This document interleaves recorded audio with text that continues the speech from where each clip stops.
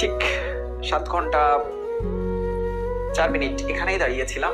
একইভাবে একবারের জন্য আসলে বসার চেষ্টা করি নাই, একবারের জন্য কোনো কিছু খাবার চেষ্টা করি নাই, 1 সেকেন্ডের জন্য কথা বলা বন্ধ করি নাই। শুধু এটাই শেখাতে চেয়েছি যে চাইলে আমি পারি। আমি চাইলে টানা 7 ঘন্টা পড়াশোনা করতে পারি। আমি চাইলে 7 ঘন্টা 10 ঘন্টাও পড়াশোনা করতে পারি। একই জায়গায় একই পড়ার টেবিলে বসে আমি ক্লাস করতে পারি। এটা আমার পক্ষে সম্ভব।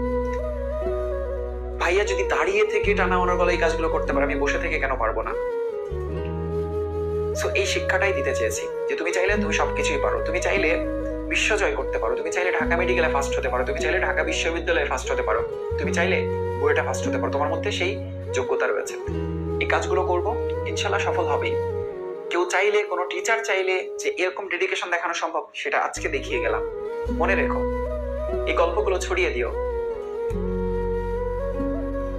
একজন ক্ষুদ্র মানুষ হিসেবে এটাই হবে আমার কাছে অনেক বড় একটা প্রাপ্তি। আমি নিজেকে কখনোই অনেক বড় মানুষ মনে করি না। আমি এই টপিকগুলো শিখেছিলাম বলেই তোমাদেরকে শিখিয়ে যেতে পারলাম।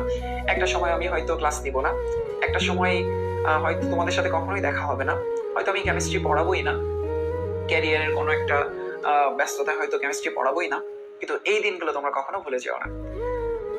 বন্ধুদেরকে, ছোট ভাই বোনদেরকে সবসময় এই গল্পগুলো বললো যে এআর ভাই নামে একজন মানুষ ছিল যিনি অনলাইনে এরকম ডেডিকেশন দেখিয়ে গিয়েছে। সবশেষে রিকোয়েস্ট থাকবে, এই 3টা কাজ কন্টিনিউ করো, বিশেষ করে এই কাজটা কন্টিনিউ করো। আমার জন্য দোয়া করো, তোমার বাবা মাকে আমার